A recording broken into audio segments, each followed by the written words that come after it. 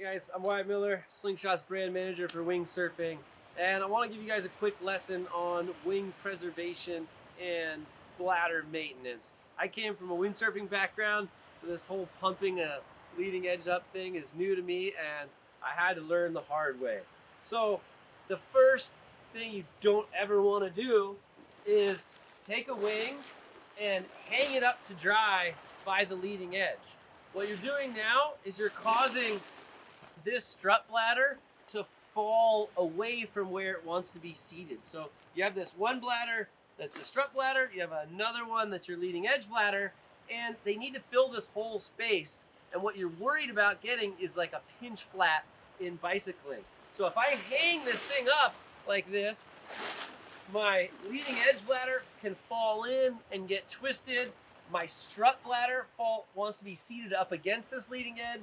It falls away, and then you pack it and wrinkle it up and shove it into the bag, and it can get all twisted. And then as you're pumping up, it stays twisted, and you can basically get a pinch flat. So the worst thing to do is hang it by the leading edge. The next thing that you want to do, if you're smart and you want to make sure that all of those both of those bladders stay nice and seated where they're supposed to be, is when you start pumping,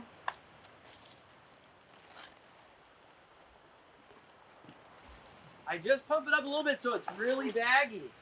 And then I come back here, and what I'm really concentrated on is that this center strut bladder fills that whole void and gets seated nice up against the LE. So what I'm going to do is just give it CPR.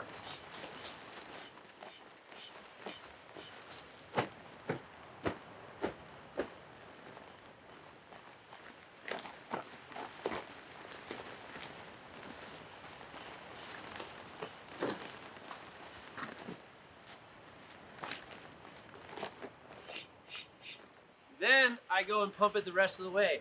That CPR just helps stop any twisting or folding from happening and makes both the bladders seat properly. Then I can go ahead and pump it up the rest of the way.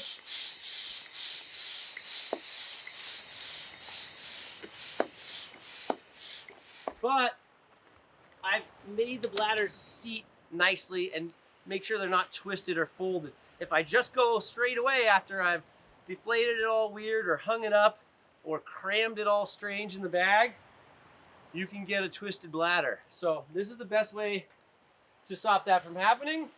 Also, I do basically the same thing when I'm deflating. I pop the deflate valve, and I'm always wanting to keep this strut bladder fully up against the leading edge. So as I go to deflate, I'll push from the trailing edge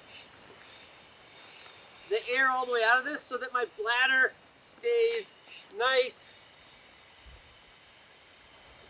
and seated up against the leading edge bladder.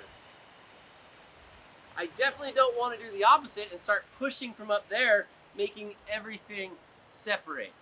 So just a couple good tips for bladder maintenance.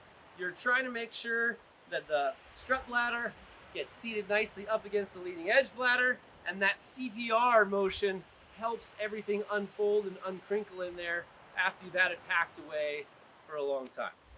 Also, I've got a favorite technique for folding the wing and putting it all the way away. As we just explained, you want to keep this strut bladder seated up against the leading edge bladder. So once I've pushed and done my CPR and pushed everything towards the leading edge bladder, I like to clip off my one pump. Then I take the wing, and this will be exactly the same for the V2. I fold it up the same way. I take the handles and grab the handles so that the wingtips fold together. The wingtips fold together, it keeps this dump valve exposed. Now I can go down to the two wingtips, line them up, start rolling them, and I get to push the air out of that leading edge as I go, just rolling. My dump valve is nice and exposed here, so it doesn't get blocked, I can get all the air out. And because I've pinched off my one pump, pushing that air out of the leading edge doesn't just refill my strut bladder, and then I just fold it in half. Nice.